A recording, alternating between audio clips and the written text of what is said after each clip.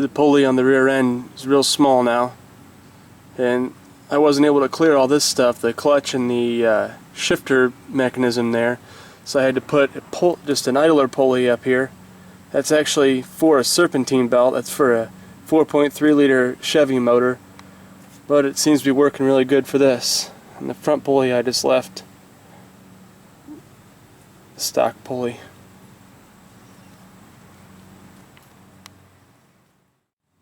I disconnected the governor, which is right here.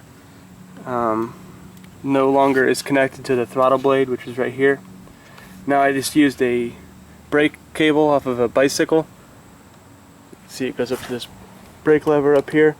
When you move that lever, it just pulls right on the throttle blade. That way I don't have a governor. It's more fun to drive it like that too. The choke, which is this back here, you can see that rod. That spring is actually one that I added to the throttle so that the throttle returns itself when you let off the gas. But that rod goes back to this mechanism, and that would be where the stock choke is connected.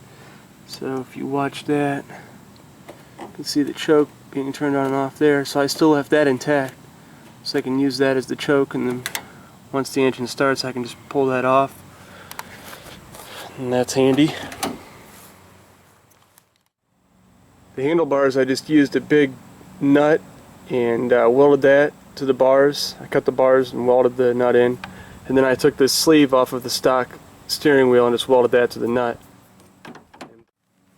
The gearing on these Murrays, it's actually nice whenever you have a steering wheel because it's easy to turn them, but the problem if you put handlebars on there is you'd have to turn the handlebars around like 1 or 2 times, you know, to get the thing to turn.